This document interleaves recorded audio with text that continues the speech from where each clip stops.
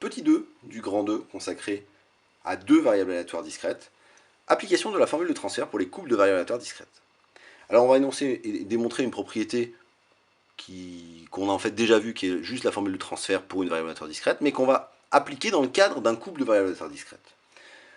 Je prends oméga tp un espace probabilisé, x et y deux variables aléatoires discrètes définies sur cet espace probabilisé, à valeur respectivement dans deux ensembles E1 et E2, et je prends phi, une application définie au moins sur grand x d'oméga croix grand y d'oméga à valeur dans C, où x d'oméga croix y d'oméga est évidemment inclus dans E1 croix E2. Alors, la variable z qui vaut phi de xy admet une espérance finie, si et seulement si la famille des phi de xy p de grand x égale x, grand y égale y, pour les xy dans grand x d'oméga, croix y d'oméga est sommable, et dans ce cas-là, l'espérance de z vaut la somme de cette famille. Alors, la démonstration de ce point-là va être extrêmement simple, puisqu'il va s'agir de appliquer la formule de transfert pour une variable aléatoire discrète à la variable aléatoire couple. Donc je pose v égale xy, le couple de variables aléatoires discrètes. Et je vois que v de oméga est inclus dans grand x d'oméga croix grand y d'oméga. Et donc, d'après la formule de transfert que j'applique à z, parce que z c'est phi de xy, mais c'est aussi phi de v.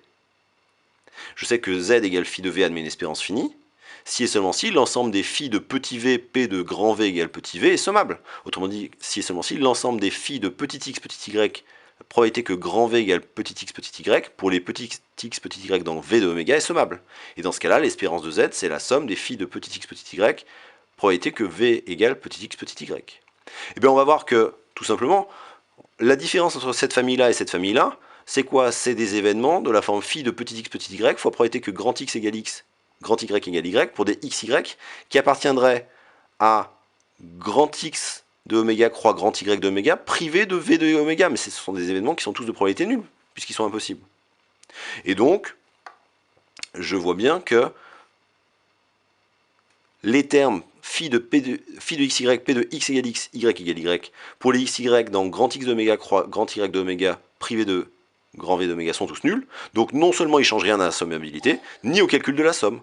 Et donc j'obtiens bien finalement que Z admet une espérance finie, si et seulement si cette famille-là où je change et je mets les petits x, y dans grand X d'oméga croix grand Y d'oméga est sommable, et sous réserve de sommabilité, l'espérance vaut la somme des phi de xy, p de V égale xy. Alors, l'application principale, alors de temps en temps il y aura des exercices où vous aurez des espérances de phi de grand X, grand Y qui est calculé, mais la première et principale application de ce résultat, c'est la proposition suivante, qui est la linéarité de l'espérance. Donc je prends oméga tp un espace probabilisé, et x, y, deux variables aléatoires discrètes à valeur dans C, définies sur cet espace, qui admettent toutes les deux une espérance finie, et lambda mu, deux nombres réels ou complexes. Alors, lambda x plus mu y admet une espérance finie, et l'espérance de lambda x plus mu y, ça vaut lambda l'espérance de x plus mu espérance de y. On comprend bien pourquoi cette propriété s'appelle linéarité de l'espérance.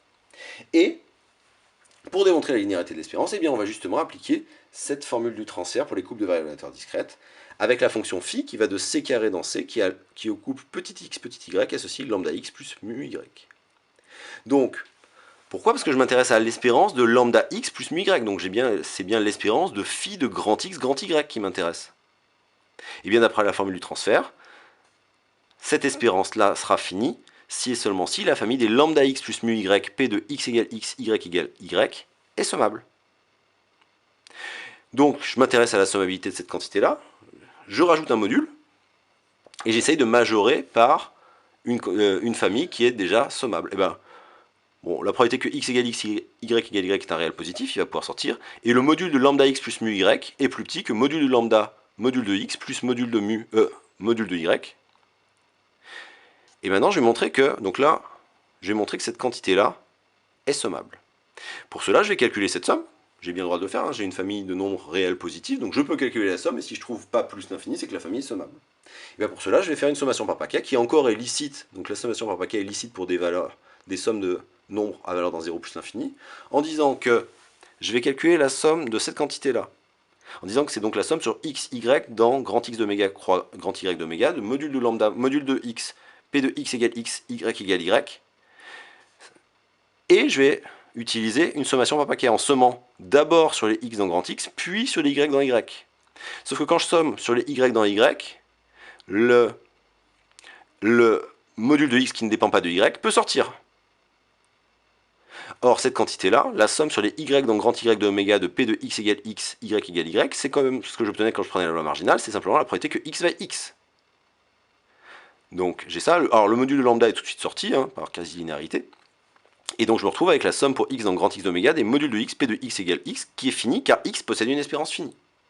Donc cette famille-là, pour petit y dans grand X d'oméga croix grand Y d'oméga est sommable. De même pour celle-là, alors il faudrait juste sommer dans l'autre sens, sommer d'abord sur les petits y dans y d'oméga, puis sur les x dans x d'oméga. Par somme de familles sommables, puis par théorème de comparaison sur les familles sommables, j'obtiens bien que cette famille-là est sommable, et donc que z admet une espérance finie, que l'espérance de z vaut la somme pour les petits x, petit y dans grand X d'oméga croix grand Y d'oméga de lambda x plus mu y, P de x égale x, y égale y. Et là, j'ai le droit d'utiliser la linéarité sur les sommes de familles sommables, les sommations par paquet, et on va voir ce que ça va donner. Donc je vais déjà d'abord couper ma somme en deux, puisque les deux familles là sont sommables, on l'a montré au-dessus. Donc ça fait lambda fois la somme des x, P de x égale x, y égale y, plus mu fois la somme des y, P de x égale x, y égale y. Puis, pour ce terme-là, je vais faire une sommation par paquet où je vais d'abord sommer sur x, puis sur y. Sauf que là, donc la sommation par paquet, qui est licite, toujours sans restriction sur les familles de nombres réels positifs, elle est licite ici, puisque je sais que la famille est sommable. Et quand je somme dans ce sens-là, le x peut sortir. Là, je retombe sur, donc c'est le même calcul que précédemment, mais sans les modules, la somme pour y dans grand Y d'oméga de P de x égale x, y égale y.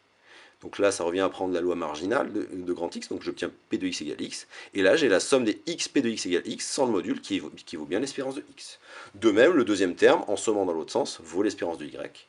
Et finalement, j'ai bien que l'espérance de lambda x plus mu y vaut lambda fois l'espérance de x, plus mu fois l'espérance de y. Et on a donc bien, grâce au couple de variables aléatoires et grâce à la formule de transfert, appliquée spécifiquement au couple de variables aléatoires, démontré la linéarité de l'espérance.